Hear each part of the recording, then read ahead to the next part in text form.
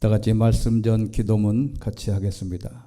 전능하시고 자비로우신 하나님 아버지, 이것은 내 성경입니다. 성경은 내가 누구인지, 내가 무엇을 가졌는지, 무엇을 할 수 있는지 알려주십니다. 오늘 하나님의 말씀을 듣습니다. 이 시간 다음대에 선포합니다. 내 마음은 깨어있고 심장은 열렸으며 나는 변화될 것입니다. 이제 나는 썩지 않고 쇠하지 않고 영원히 떠나지 않는 하나님의 말씀의 씨를 받습니다. 나는 말씀을 따라 변화될 것입니다. 절대로 이전과 같지 않을 것입니다. 나는 어제와 다르게 변화될 것입니다. 예수님의 이름으로 기도합니다. 아멘. 프랑스 낭시 대학의 행동 생물학 연구소에서 쥐들의 수영 능력을 알아보기 위해서 실험을 했답니다. 그런데 이 실험은 쥐의 수영 능력을 알아보기 위해서 실험을 했는데 아주 놀라운 결과를 얻게 됩니다. 그 실험은 쥐 6마리를 통 안에 넣고 사료는 수영장을 건너야만 먹도록 했답니다. 그러면 과연 배고픈 6마리 쥐들은 모두 헤엄쳐서 먹이를 구하러 갔을까? 여기에서 수영 능력 시험을 한번 보려고 했는데 배고픈 6마리 쥐들이 모두 헤엄쳐서 먹이를 구하러 가지 않았다는 겁니다.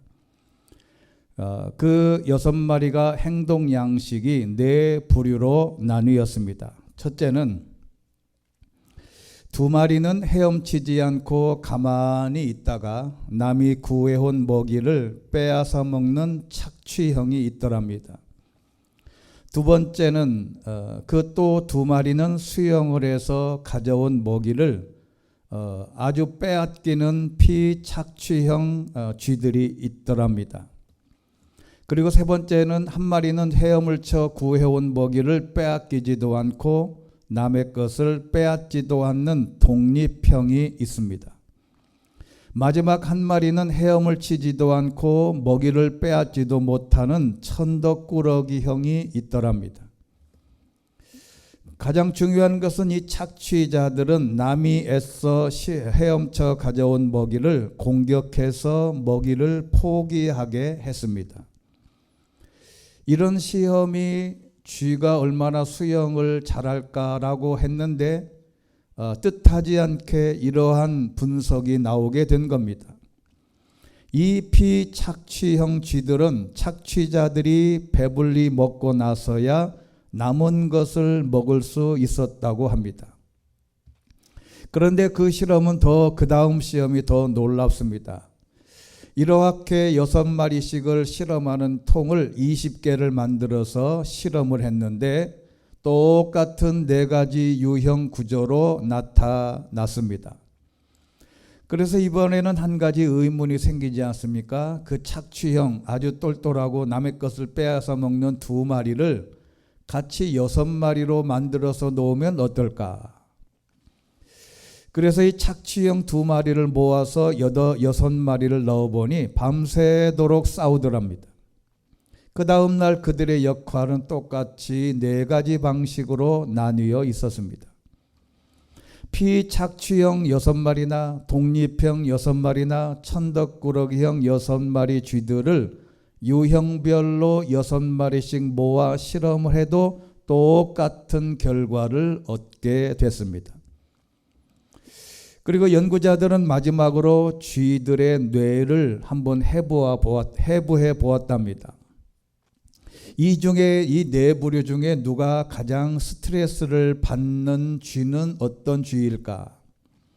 우리가 보통 천덕꾸러기나 피착취형 쥐들이 아니라 남의 수영을 해서 가져온 먹이를 이렇게 공격해서 빼앗아 먹었던 착취형 쥐들이었다고 합니다.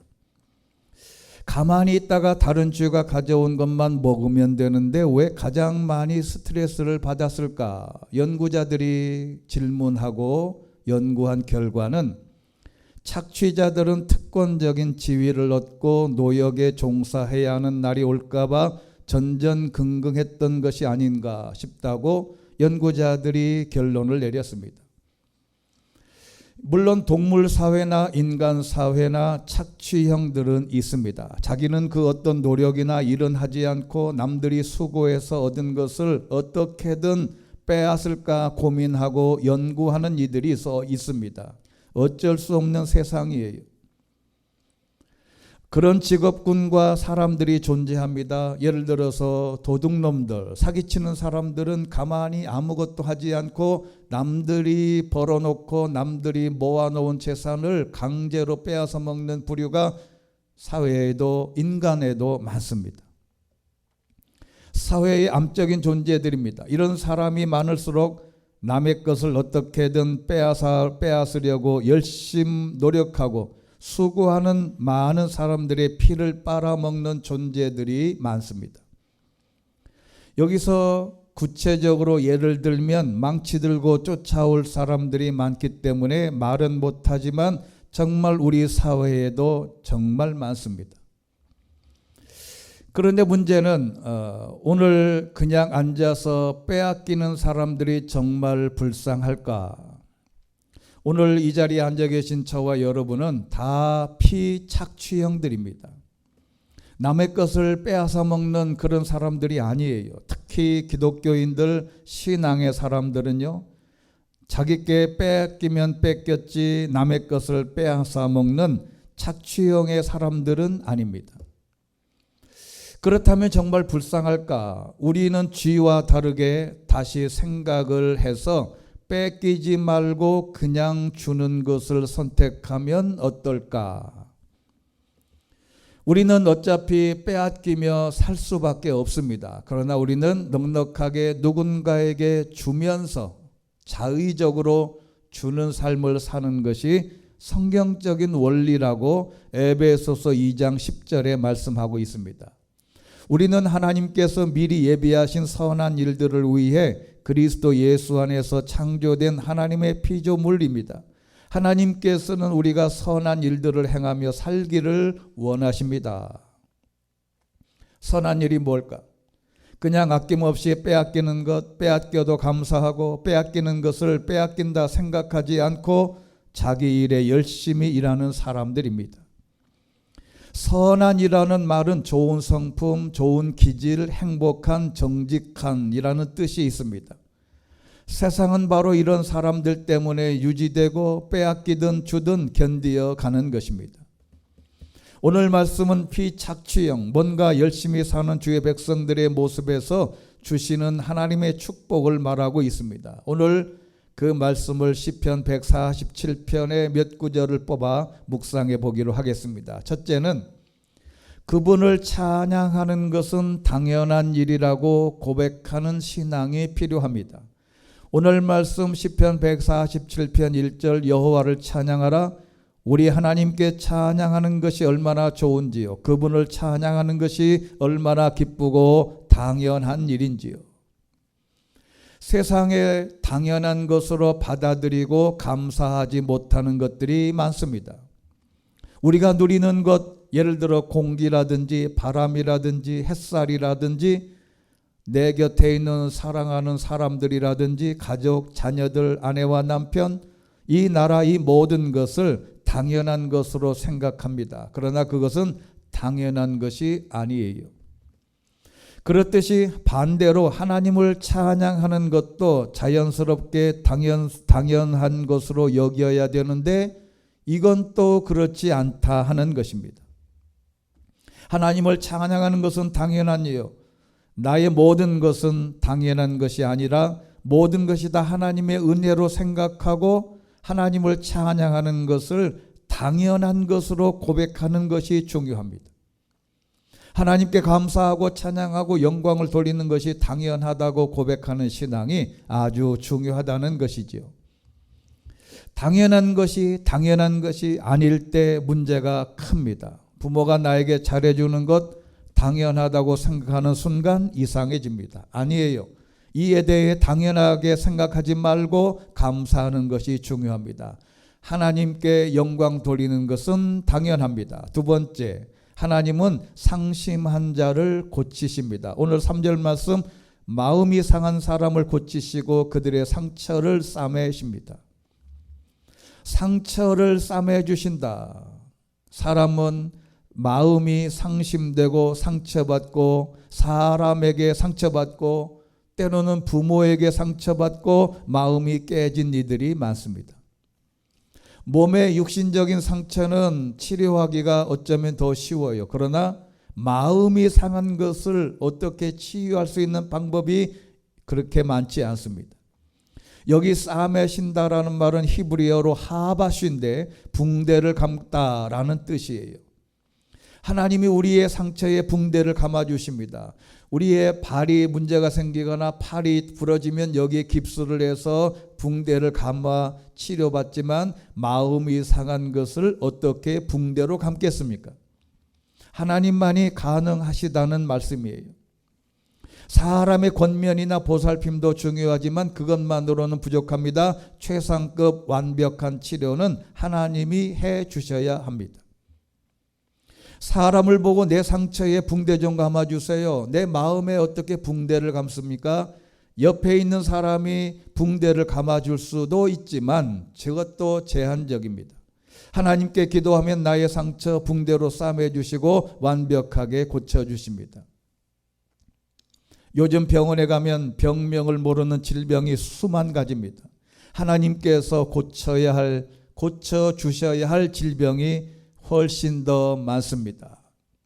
그래서 시간이 가면 갈수록 과학이 발전하면 발전할수록 의술이 발전하면 발전할수록 하나님이 고쳐주셔야 할 질병이 더 많아진다는 것을 명심해야 합니다. 세 번째는 하나님이 붙드시고 인정하시는 사람은 겸손한 사람입니다.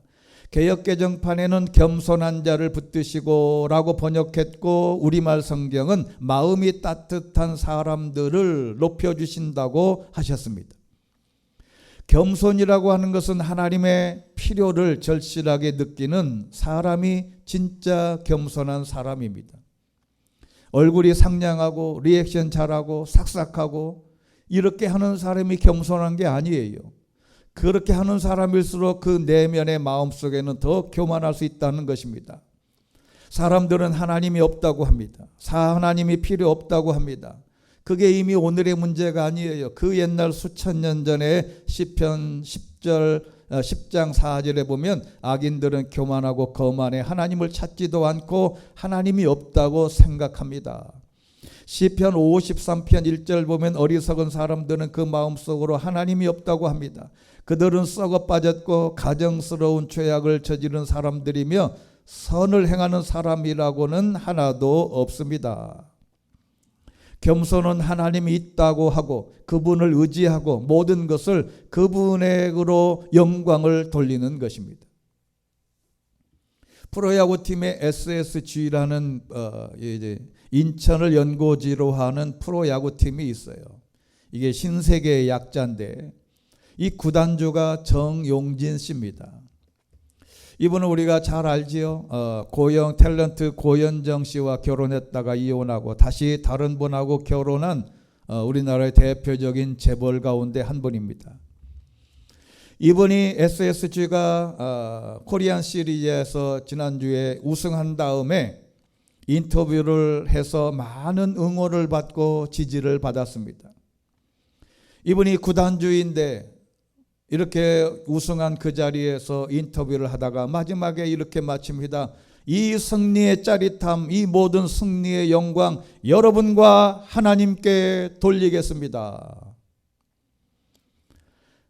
이렇게 하고 나서 많은 욕을 할 줄 알았더니 욕은 많이 없습니다. 이 사람이 진짜 겸손한 것이에요. 돈이 많고 부자지만 하나님께 영광을 돌리는 것, 자신의 자랑과 능력이 아닌 하나님 덕분이라는 것이 겸손한 자의 출발입니다. 이 겸손을 우리말 성경에는 마음이 따뜻한 사람으로 번역했습니다. 진짜 겸손하면 마음이 따뜻합니다. 그리고 그 다음에 악인은 땅에 던져버린다. 땅에 던져버리면 어떻겠습니까? 밟히도록 하신다는 겁니다. 무서운 얘기예요. 진짜 겸손한 사람은 하나님이 높이시지만 악한 사람, 악인은, 겸손하지 않는 사람은 하나님이 다른 사람에게 밟히도록 하신다. 악한 사람이 승리하는 경우가 많아요. 그렇지만 악인은 악한 끝은 반드시 있습니다. 선한 사람은 언젠가 승리합니다. 이것이 성경의 원리인데 이미 갈라디아서 6장 9절에 있습니다. 선한 일을 하다가 낙심하지 맙시다. 포기하지 않으면 때가 이르면 거두게 될 것입니다. 여기 때가 되면은 때는 카이로스입니다. 하나님의 시간, 적절한 시간, 기회가 되면 하나님이 반드시 거두게 될 것입니다. 데살로니가 후서 3장 13절도 있습니다. 그러나 형제들이여 선을 행하다가 낙심하지 마라. 낙심은 아주 기운이 없다, 지치다, 기진맥진하다라는 뜻인데 선을 행하고 정직하게 행하다가 이 모든 문제가 열매가 없으니 기진맥진해버린다. 그러지 마라. 언젠가는 하나님이 승리하게 하신다. 그 다음에 네 번째는 메마른 땅을 위하여 비를 준비하시는 하나님이십니다. 이 준비하시는 하나님을 철저하게 신뢰해야 합니다. 개정개혁판에 비를 준비하시며, 여러분 가스펠송에 비를 준비하시니라고 하는 가스펠송이 있어요. 올해 어쩌면 가스펠송 계통의 최상위 히트곡이 아닌가 싶습니다. 비를 준비하시는 하나님, 하늘을 구름으로 덮으시고 땅에 비를 내리시며 산에 풀이 자라게 하시는 그 하나님, 준비하시는 하나님, 사람을 위하여, 나를 위하여, 땅을 위하여 꼭 필요한 것을 준비하시고 채우시는 하나님이십니다. 여러분, 우리 교회 안에도 결혼해야 될 처녀 총각들이 많아요. 여러분, 모든 처녀 총각 여러분도 반드시 준비하시는 짝이 있는 줄로 믿습니다. 그 믿음을 끝까지 유지하고 고백하고 기도해야 합니다. 이건 바로 아브라함이 하셨던 여호와 이레의 하나님이에요. 신앙인의 가장 큰 덕목은 이 사실을 믿음으로 항상 고백해야 합니다. 어떤 위기나 힘든 순간에도 길이 있다는 것을 믿고 고백하는 것이 필요합니다. 창세기 22장 14절, 그리고 아브라함은 그곳을 여호와 이레로 불렀습니다. 그래서 오늘까지도 사람들이 여호와의 산에서 준비될 것이다 라는 말을 합니다. 100세에 얻은 외아들 이삭을 모리아산에서 제물로 바치는 것을 막으시고 대신할 제물을 주신 여호와의 사자의 개입을 기념하여 아브라함이 붙인 상징적인 칭호인데 어떻게 얼마나 완벽하게 준비하셨냐면 창세기 22장 13절입니다. 아브라함이 눈을 들어보니 숫양 한 마리가 덤불에 뿔이 걸려 있었습니다. 아브라함은 가서 그 양을 잡아 자기 아들 대신 번제물로 드렸습니다. 여러분, 아브라함이 이삭을 번제물로 드리려다가 하나님이 막으셨어요. 그런데 와서 제단 불을 붙이고 제단을 내서 제사를 지내고 싶은데 제물이 없어요. 지금 같으면 무슨 총이나 화살이나 이런 걸로 잡을 텐데 그 당시에 집에 갔다가 다시 양을 끌고 오면 오늘 가는데 3일 길이었다고 하니까 갔다 오면 6일 길이에요. 그러면 어떻게 양을 준비할 수 있을까? 그런데 하나님이 양이 덤불에 뿔에 걸려 있었습니다. 완벽한 준비예요. 어느 그림 그리는 사람이 이런 그림을 그렸어요. 여러분, 얼마나 완벽한 준비입니까? 하나님은 개인과 가정, 나라, 교회 모든 부분에서 이렇게 완벽하게 하나님께서 준비해 주신다. 이것을 믿어야 합니다. 히브리서 11장 6절에도 말씀했습니다. 믿음이 없이는 하나님을 기쁘시게 할 수 없습니다. 그러므로 하나님께 나아가는 사람은 하나님이 계신 것과 그분을 간절히 찾는 사람들에게 상 주시는 이심을 믿어야 할지니라. 하나님은 우리에게 벌을 주시는 분이 아니에요. 하나님을 믿으면 좋은 것으로 준비해 주시는 하나님을 우리가 믿음으로 고백해야 합니다. 다섯 번째, 그러기 위해서 하나님은 말, 병거, 다른 어떤 도움을 주는 그 어떤 것도 또는 사람의 다리도 하나님은 기뻐하지 않으십니다. 10절에 있는 말씀, 여호와께서는 말의 힘을 기뻐하지 않으시고 사람의 다리도 기뻐하지 않습니다. 다만 하나님을 경외하고 인자하심을 바라는 자들을 기뻐하십니다. 사람들은 어떤 도움을 좋아합니다. 자기 다리도 자랑합니다. 자기 능력을 자랑해요. 하지만 이런 것을 통하여 하나님은 기뻐하지 않으십니다. 겸손하게 내 능력이 있지만 하나님께 손 내미는 자를 우리의 손을 잡아주십니다. 시편 20편 7절에 있습니다. 어떤 이는 전차를 의지하고 어떤 이는 말을 믿으나 우리는 여호와 우리 하나님의 이름을 믿노라. 할렐루야. 우리는 하나님의 손을 잡고 승리해야 하나님이 진짜 기뻐하십니다. 여섯 번째는 하나님은 내 문들의 빗장을 강하게 하십니다. 삶의 모든 분야에서 침범하지 못하도록 빗장을 걸고 강하게 하십니다. 13절 그분은 내 문들의 빗장을 강하게 하셨고 내 안에 있는 내 백성들에게 복을 주셨다. 견고하게 하십니다. 다른 사람들이 침범하지 못하고 공격당하지 않고 악한 세력의 공격으로부터 보호해 주십니다. 하나님이 우리의 모든 문의 빗장을 걸어 주셔야 돼요. 우리의 재정도 마찬가지입니다. 우리가 열심히 벌지만 하나님께서 그 빗장을 걸지 않으시면 헛된 곳에 다 쓰게 됩니다. 건강도 마찬가지예요. 내가 건강을 아무리 잘 지키고 하루에 10,000보를 걷고 좋은 음식을 먹어도 하나님이 그 건강을 지켜주셔야 됩니다. 직책도 마찬가지입니다. 그 어떤 사회적 위치도 마찬가지예요. 직장에서도 그 직위도 마찬가지입니다. 가정도 교회도 국가 그 모든 것에 하나님이 빗장을 완벽하게 채워주셔야 유지됩니다. 어떠한 사탄이 와서 그 열쇠를 풀려고 해도 풀 수 없는 빗장으로 모든 우리의 가정과 교회 어디든지 하나님이 채워주셔야 됩니다. 그리고 7번째, 내 경계 안에 평화를 주신다. 14절 말씀입니다. 내 경계 안에 평화를 주시고 가장 고운 밀가루로 너를 배불리신다. 평화는 샬롬이에요. 내가 가는 곳에 평화가 있고 내 가는 곳에 번창이 있고 내가 가는 곳이 평안하고 안전하고 고요합니다. 가정이 조용하고 교회가 조용하고 시끄러운 소리 없이 소란 없이 하나님이 평화를 주십니다. 하나님이 샬롬의 평강을 주셔야 합니다. 우리 마음에도 평강을 주셔야 가능하다는 것입니다. 그리고 8번째, 가장 고운 밀가루로 배불리신다. 일용할 양식을 주시는 하나님이십니다. 하나님이 먹이시고 입히시고 일용할 양식을 채워주십니다. 주기도문에 있습니다. 누가복음 11장 3절 우리에게 날마다 일용할 양식을 주시옵고, 우리말 성경에는 날마다 우리에게 필요한 양식을 내려주시고, 이스라엘 백성들이 광야 생활할 때도 하나님은 일용할 양식, 하루 먹을 만나만 주셨습니다. 놀라운 하나님의 배려예요. 여러분, 돼지가요 이렇게 멍청하다 그러지만 돼지는 자기가 아무리 먹이를 먹다가도 70%만 채우면 먹는 것을 그만둔답니다. 사람은 그렇지 않아요. 여러분, 이스라엘 백성들이 왜 하루치 만나만 허락해 주셨을까? 하나님께서 이틀치 만나를 주시면 내일 먹거리가 채워지면 사람은 기도하지 않습니다. 그래서 제일 훌륭한 사람은 누구냐면 내일 먹거리가 있고 쓸 돈이 있고 부자인데도 하나님을 섬기는, 하나님께 기도하는 그 사람이 진짜 신앙인입니다.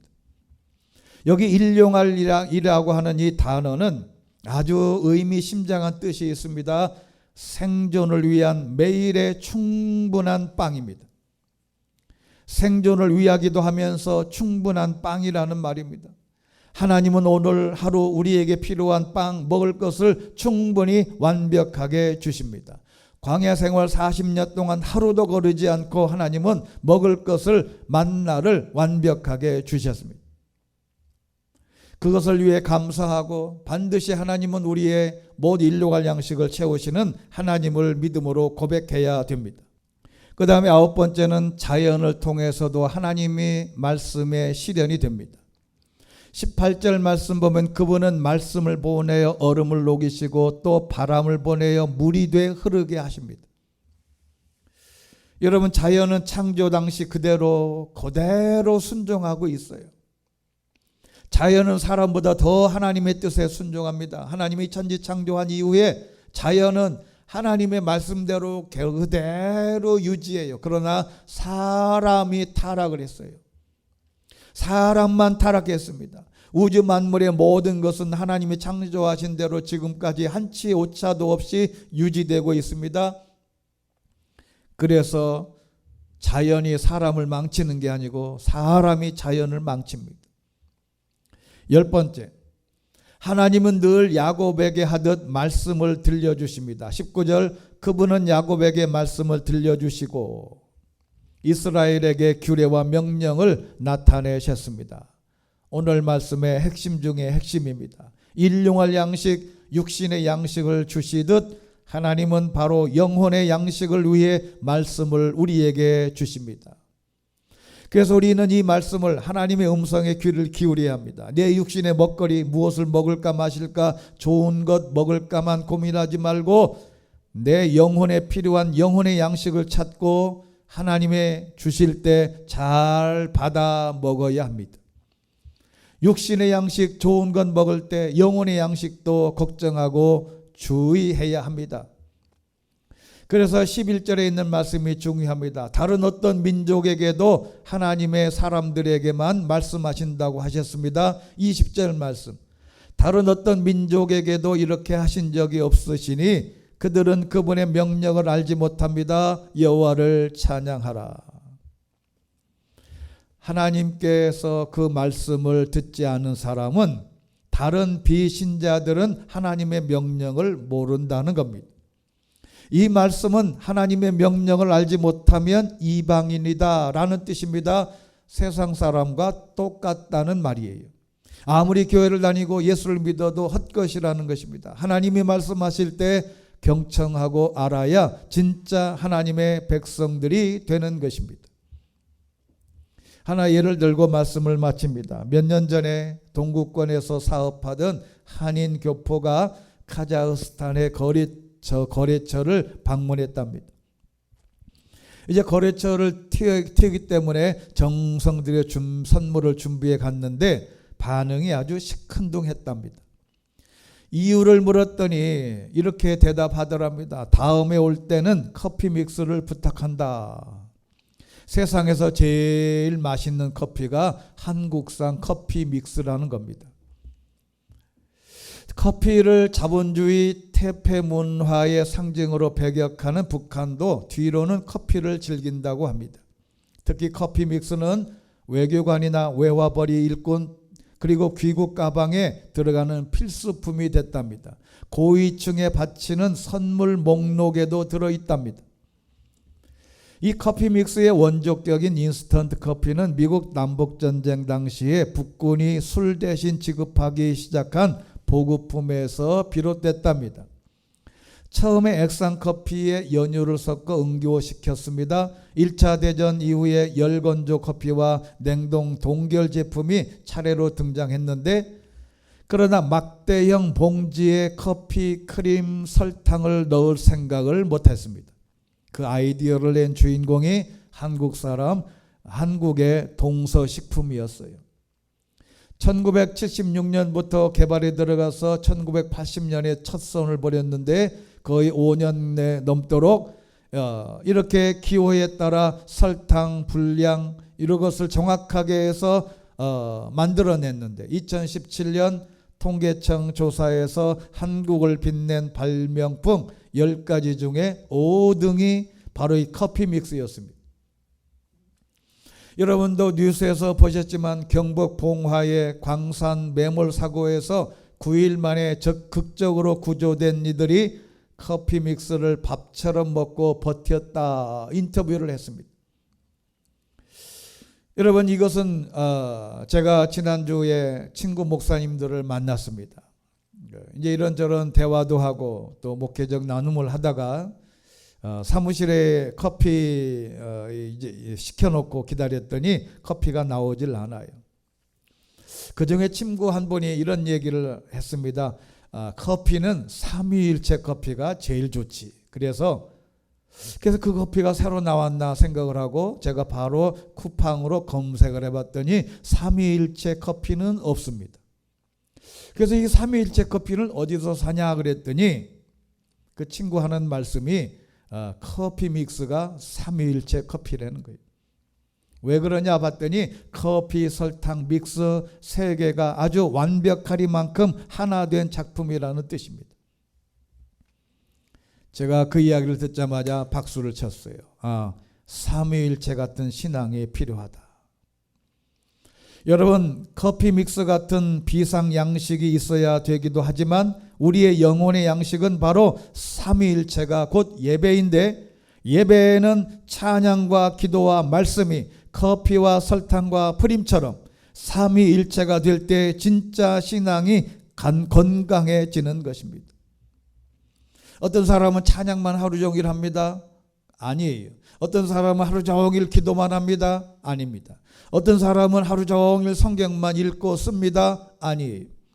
이 세 가지 찬양과 기도와 말씀, 커피와 설탕과 커피가 완벽하게 조화를 이루듯이 우리의 예배를 통하여 찬양과 기도와 말씀이 균형 있게 성장해야 몸도 건강하고 우리의 영혼도 건강해지는 것입니다. 이 균형이 깨지면 육체도 깨지고 우리 삶의 모든 부분이 깨집니다. 이것을 회복하면 지하에 구의를 갖춰도 살아날 수가 있습니다. 이런 하나님을 오늘 말씀을 중심으로 유지될 수 있게 되기를 소망합니다. 하나님의 축복을 받아서 빼앗기지 말고 차라리 주고 헐몬산의 이슬처럼 많은 이들에게, 교회의 이웃에게 자기 삶에서 나눠주고 베풀고 선한 일을 많이 할 수 있는 우리 사랑하는 주의 백성들이 되시기를 주의 이름으로 축원합니다. 기도하겠습니다. 자비로우신 하나님 아버지, 이 땅에 살아가는 모든 삶의 환경에서 힘들고 어렵습니다. 그럼에도 불구하고 삼위일체 되시는 하나님을 마치 커피와 설탕과 프림이 조화를 이루듯 말씀과 기도와 찬양이 조화를 이루어 우리의 육체도 건강하고 우리의 영혼도 건강하고 이 하나님께서 주시는 말씀과 기도와 찬양으로 우리의 영혼이 살찌고 우리의 육체도 건강해지며 하나님께 영광을 돌리는 사랑하는 주의 백성들 되게 하여 주옵소서.